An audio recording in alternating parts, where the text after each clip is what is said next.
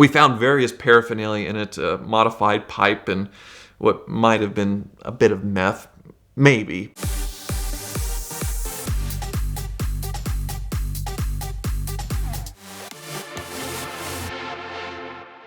So it's been a few years since we've shot a car trek, but we did 10 of them. And Auto Tempest has been with us since the beginning, and we're talking to them about continuing more treks into the future.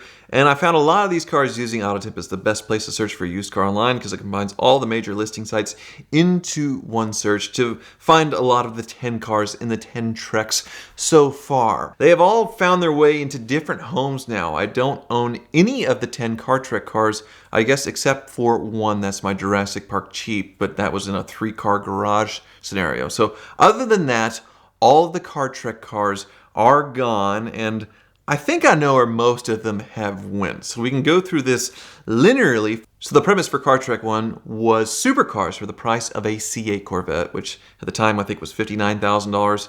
And I found a great deal on a Ferrari 360 for I think a little under 50 grand, somewhere around there. A Spider, 30,000 miles, a little bit of wear and tear, but not bad, clean Carfax.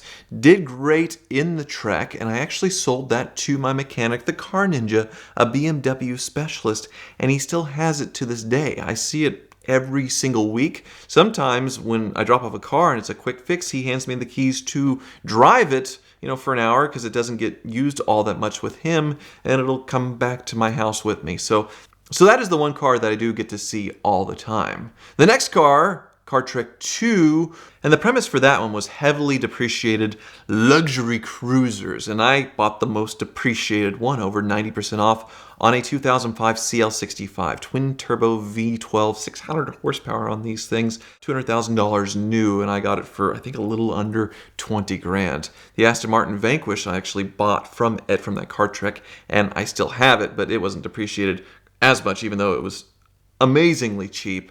And Freddie's Maserati was a hunk of junk that my friend Elliot still has, so I see that car quite a bit, and the Vanquish from that trek. But the CL65 I no longer have. I sold it to Alex of Legit Street Cars in Chicago, and it had the $1 million oil leak on those V12s, where it's one spot sort of behind a certain bracket, I think, that requires removing the engine, removing the heads, taking it apart to fix this pretty substantial oil leak, which he did. And then he struggled with the ABC suspension components as well, couldn't get it to work again. It was a massive, massive project for him, but he sorted it all out, and he still has it to this day. Over 100,000 miles on it, still drives it regularly and enjoys it. So that's a happy ending with that one, the first two. My Car Trek 3 car does not have a happy ending. It was a gift from Freddie, and it was an Audi S8 from Florida that was completely trashed, just gross, disgusting, barely ran. The V10 engine,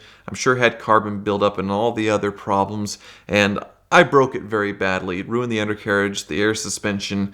It was a junk car. So it did get junked at J&J Auto Wrecking along with the other 2 cars from that Car Trek. And it's living on in parts, I suppose, in other vehicles, but it's long since been scrapped. The next one, Car Trek 4, was Ferraris for the price of a Toyota Camry. And I got a 456 GT, which I kept for 2 or 3 years, actually. But when I sold it, unfortunately, it popped the head gasket on the person that bought it. Moments after he bought it from me. And I had to buy it back, completely redo the thing because it had some cobbled, botched jobs as far as an engine rebuild partially in Dubai, which is where I bought the 456 from. And all kinds of wiring problems, everything else. Sorting it out, it was a nightmare. But when I sold it the second time, it was sorted, and I didn't lose money on it. I think I bought that for around $50,000 with the import fees and everything else, and sold it for 60, somewhere around there. So no loss. That was a happy ending, and I did have a lot of fun with that car after the trek. Some road trips and things, because it is a very comfy cruiser, big car, but that V12 and the gated manual, just a fun driving experience. The next trek involved our ultimate dream cars, which Freddie and I had recently bought, and Ed had had his Murcielago for a few years. So my SLS, Freddie's Aston DBS, and the Mercy as our dream cars that we were able to attain and purchase because of YouTube, which is just crazy to think about, and pitting them in challenges. And in that, we also reverted back to our first cars, which in that trek, I got a Mercedes 300 TD Turbo Diesel, which had a bit of a mishap at the track where it didn't get into park thanks to old shifter linkages. It got caught in reverse, and I got out and ran in the relay race. And it rolled backwards into the guardrail for the pit wall, but not much damage because those are tanks. So I sold the diesel wagon very quickly afterwards to Elliot Alvis. He came here to Atlanta, filmed some VINwiki stories, and drove it back. Kept it for a while, fixed some things, sold it. The SLS I kept for many years afterwards. I had that for 3 or 4 years. But after I bought the SLR McLaren, I had the SLS and the SLR next to each other. And the SLR just felt like more of an occasion, more special, faster. Even though it has the slushy automatic and some more maintenance and other things, I just favored the SLR. So when the home renovations took a turn for the worse and I was hard up for money, I called up a mutual friend of Ed and I's, Jared, a car dealer in New York, and he gave me the quick cash money on that one, which I bought it so cheap in 2020 that I still did pretty well, made $20,000 or so. But obviously, he ended up flipping it for a lot more. But that was one of those where I needed cash now to pay the contractors to keep the hamster on the wheel for the renovations, and I was in a spot. So that's what I ended up doing. I definitely missed that car. And in the next trek, which was 3 cars for $30,000, like the ultimate 3-car garage for under 30 grand. There is one that I really miss from that. My Pontiac Trans Am. I think it was a 2000 that had all the bolt-ons for the LS engine, making insane power, manual transmission, looked awesome with the T-tops. Boiled the brakes on the track because it's so powerful and the stock brakes could not keep up, but otherwise it did amazing. It was a dyno warrior, and actually I was really happy with who I sold that to. It was a guy, he had sort of a terminal diagnosis, probably had a few years left, and it was a car that he had always wanted, and he was a big fan of ours, so he came up, bought it, drove it home, was really tearing up at being able to buy this car. So as sad as it was to let go of it, I am very happy with where it went.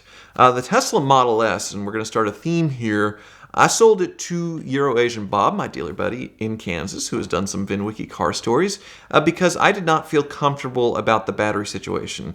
That thing had a rebuilt battery in it because it failed on arrival for me, and it quit on the car trek when we were driving across country, even though it showed, I think, 30 miles of range still remaining. So even though the battery had been rebuilt with good cells, mixing and matching cells and balanced all out, something wasn't right with it. So I didn't feel comfortable selling it to someone.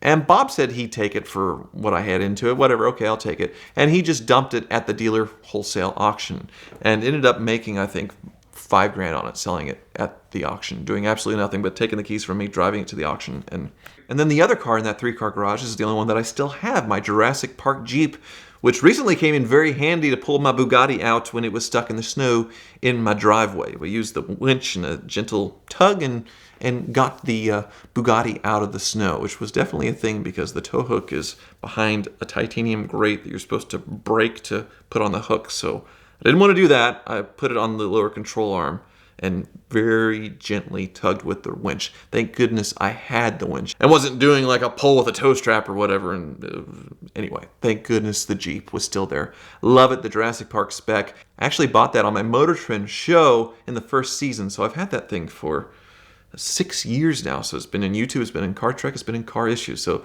it's definitely gotten some mileage for me. The premise for Car Trek 7 was to import cars using the 25-year rule, which once a car reaches 25 years old, you don't have to worry about federal emissions mandates and modifications and that stuff. It can just be imported. So a lot of cool forbidden fruit with that.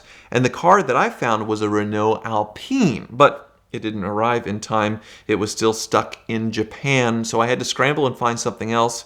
So I really didn't fit the challenge very well, but it was what I could find that was recently imported, and it was a BMW E30 from Lebanon, 1987, probably a 318 or a 325, but somebody had V8 swapped it with a 6-speed manual transmission, and it was an absolute lunatic monster drift machine, so fast, dominated Cletus and everybody else in the oval track racing, and was so much fun to drive. But I didn't keep it. Jared, who was along with us, Jared Pink, really wanted the car and saw its drifting capabilities and wanted to use it as a drift missile, which I thought was a great place for it to go. So I gave him the car. I still didn't have the title yet from the person who sold it to me, who imported it from Lebanon. And he imported several BMWs from Lebanon. He never generated a title. He was never able to get a title for that car. He said he had done inspections, but he didn't, and he was going to try different states. And after a year of pestering him, I just gave up. And unfortunately, from my video of buying that, there were some other people that had bought some of those imported cars from him and didn't get a title either. Really bad in that sense. I got scammed on that one. I paid, I think, $10,000, $11,000, $12,000 for that car and told Jared he didn't have to pay me until I got the title. Well, I never got the title, so Jared never had to pay me. It worked out because it's a dedicated drift car for him. He spent a lot of money and time building up the suspension and everything else to make it a good drift car. But obviously, I wasn't going to ask him for money for a car with no title, so I just ended up eating it. So the next car trek was gas guzzlers for the price of a Tesla Model 3. We want the party to never end with our big gas guzzling machines, and the EV mandate that the government was talking about at the time meant that party was ending, unfortunately, but that's not the case now with the new administration. But it made for a good car trek premise for less than a Tesla Model 3. We got a Bentley Continental Super Sport, we got a Dodge Viper, and a C6 Corvette Z06, which actually gets pretty good gas mileage, but you know, Freddie logic usually with his buying. But me with the Dodge Viper, the third generation of 2003, it was a salvage title, and that's how I was able to get it for under $40,000. But all Vipers are salvage titles, and this one was fixed very well. There's no traction control or anything to keep people on the road, so they do end up crashing them. It did great, flawless the entire time, and when I got back, my buddy, Euro-Asian Bob, said, "Hey, I'd really, really like that Viper from you." And I was nice and sold it to him for what I paid for it or what I had into it or whatever. He flipped it for $7,000, $8,000, $9,000 more pretty quickly. Our next trek revisited our very first one, the C8 Corvette, but the Z06 had just come out, and we thought we could find an exotic for the price of a Z06 that was way better. Ed got a boring Audi R8, which is one of the few cars he lost money on, which is wonderful to see finally happen. And I got a Ferrari 458 that was an ex-track rental salvage title in a horrible accident, put back together, okay, went down the road just fine, and 90,000 miles. And Freddie had just finished his McLaren 675 LT, which he had probably $1 million in parts and labor into this thing, which didn't make any sense, once again, Freddie logic. But it was beautiful and well done. And he launched it in that blind spot, the Thunder Hill of Thunder Hill, which was absolutely amazing. But the Ferrari, other than being very low because it was lowered and ruining the PA equipment at the Concours de Lemons, did fantastic. But I really didn't want to keep it. At 90,000 miles on it, I felt like it's kind of a ticking bomb, but still drove great. So I sold it to a dealer, Dan, Normal Guy Supercar. He's a car dealer and also a YouTuber, and he was eager to fix the remaining stuff that was on it for YouTube content and then sell it on, which he did. And then it came back, actually, and he sold it again with over 100,000 miles on it, still running and driving just fine. No engine blown up, no transmission, just still going down the road, which is just absolutely unbelievable considering that car's history. The accident, the track rental, the mileage, just nuts, just crazy. And our 10th and final car trek before this long pause was doing the Oregon Trail. The Oregon Fail in unlikely or terrible off-roaders. And Ed got a terrible off-roader with a 6-wheel Range Rover. Freddie, the Audi Allroad, which is a terrible, terrible machine that actually did okay. But I brought a lightly modified family crossover, a Maserati Levante that was a bank repo with 80,000 miles on it, and it didn't have an oil change for 60,000 miles. As they were on the run from the bank, which actually the owner ended up being a reverend that passed away, and I guess when he died, somebody was driving around this car until they finally found it and repoed it. But yeah, 60,000 miles with no oil change. It did look like somebody was living in there. We found various paraphernalia in it, a modified pipe and what might have been a bit of meth, maybe. After several oil flushes, which the sludge in the engine was just unbelievable, it drove great, and it was great for the trek. I put thousands of miles on the thing and felt comfortable enough to sell it on Cars and Bids with all the alarm bells of all the disclosures of no oil change for 60,000 miles and, the hard life that it had. And somebody bought it really cheap for a Levante at the time, I think low 20s. But unfortunately, the engine did blow up on him about a year later. And he called me up asking for advice because he said the car wizard wasn't willing to replace the engine with another used engine. He would only do like a new or reman engine. And the reason for that is so many used engines coming in now are bad right out of the box. And he just doesn't want to do the job twice. And it happens so often with him now that it's just a no-win scenario, so he doesn't do it anymore. So he was kind of frustrated, didn't know what to do. And I felt bad, but I didn't have much advice for him. But since I had done full disclosure with everything and he bought it so cheap, he got a year out of it, and it probably would have sold scrap, for parts for 10 grand maybe. So I've had way bigger losses and lost a lot on that Levante. So yeah, that's all of my Car Trek cars and where they ended up, and hopefully there's going to be a lot more. I've already actually bought one. Car Trek Week is finally here. On Friday at 10 a.m. here on VINwiki, Car Trek 11 will begin, and that is only possible because of Auto Tempest. This is a journey that started 11 series ago with this very car, thanks to Auto Tempest, the Gallardo. We've done 11 of these things, and I know that you're gonna love it. I think it's our best series yet. So that'll come on Friday, but right now, I want you to check out the link in the description below, because searching for your next car on Auto Tempest is the best way for you to thank them for their support of VINwiki and for bringing Car Trek back. So let us know what you found today on Auto Tempest, and check out Car Trek 11 on Friday.